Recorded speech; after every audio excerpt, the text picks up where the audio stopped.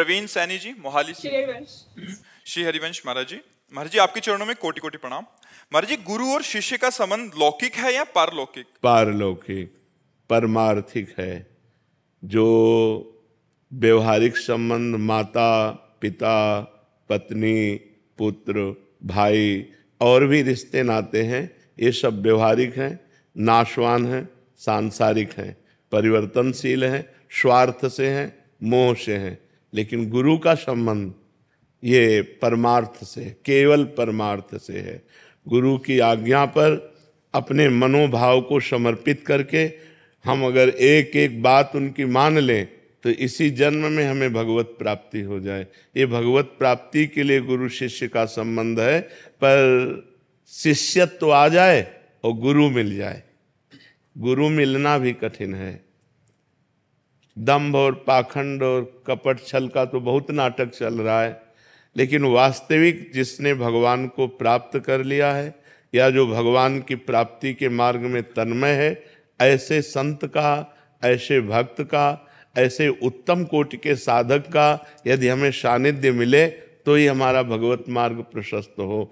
हमारे शास्त्रों में वर्णन है, भागवत में वर्णन है कि गुरु ऐसा होना चाहिए जो शब्द ब्रह्म अर्थात शास्त्रों का, वेदों का पारगामी विद्वान हो और परब्रह्म भगवान की अनुभूति से युक्त हो, भगवत साक्षात्कार किए हो और समस्त शास्त्रों का ज्ञान हो, स्वयं भगवत स्वरूप जो हो गए हैं उन गुरुदेव भगवान का वरण हो। और शिष्य के लिए है कि गुरु की आज्ञा में अपने तन मन प्राणों को न्यौछावर करके वैसे ही चले तो इसी जन्म में भगवत प्राप्ति हो जाए, जैसी आज्ञा गुरुदेव की हो। वह आज्ञा समन सुसाहिब सेवा, गुरु सेवा तेज करें जे बान, यह अधर्म यह सभान, कान नरस्कन में रहाय, गुरु गोविंद न भेद कराए। जैसे गोविंद वैसे गुरुदेव, गुरु साक्षात परब्रह्म। तो ये गुरु और शिष्य का जो संबंध है वो केवल भगवत प्राप्ति के लिए है और ये केवल शुद्ध परमार्थ है, इसमें व्यवहार का लेश भी नहीं है।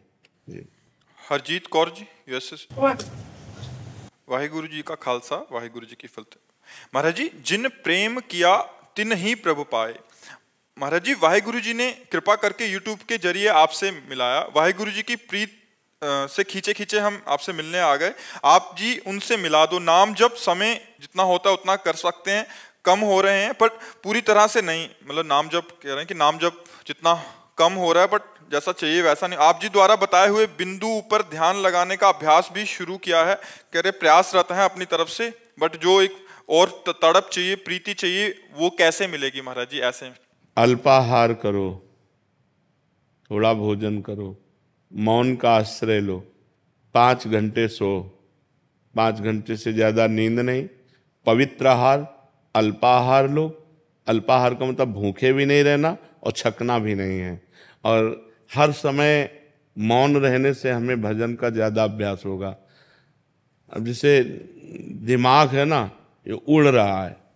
अब जब अपनी बात बताए ना, हमारी खोपड़ी जैसे साए मचा है एकदम दिमाग में। और जैसे बचपन से इस मार्ग में रहे तो साए जैसे मतलब बस चुप होने की जरूरत है, बस चल रहा है। अब जैसे बात कर रहे हैं तो हमारे दिमाग में छाया हुआ है, क्योंकि अब जैसे यहाँ घंटे 2 घंटे हमारे व्यतीत हुए, इसके बाद बंद, ना किसी से मिलना, ना नीचे उतरना, ना बाहर। अगर हम किसी चीज का अपने में बसाना चाहते हैं तो उसके लिए हमको समय देना। एक वैज्ञानिक जब किसी बात की शोध करता है तो बहुत एकाग्र, एकांत, शांत, उसी में लगन लगाएगा। हम तो परमात्मा की शोध कर रहे हैं, हम तो वाहिगुरु की शोध कर रहे हैं, उनको प्राप्त करना चाहते हैं।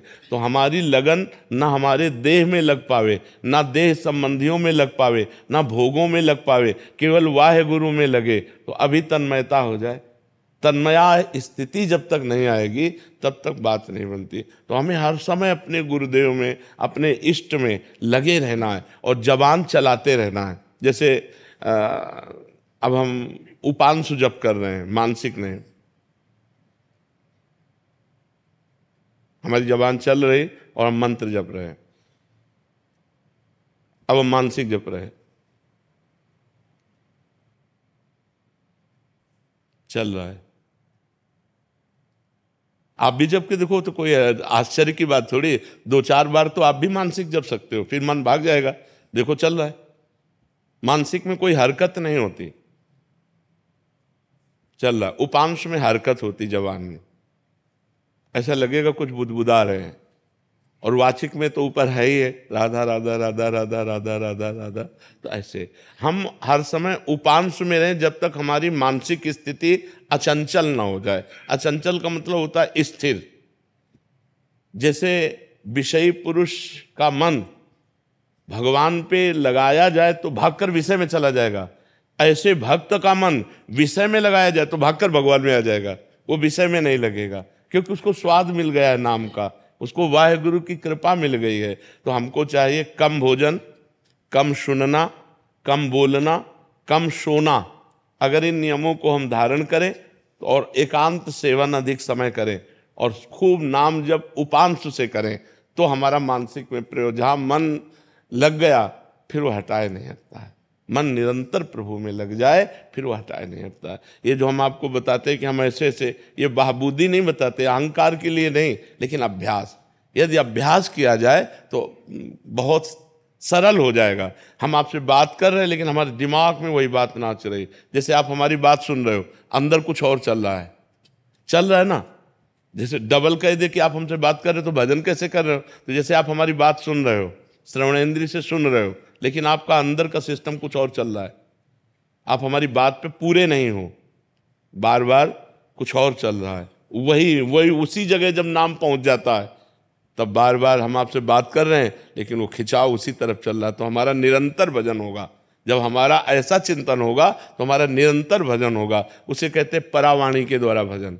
होता है वैखरी, मध्यमा, पश्यंती और परावाणी।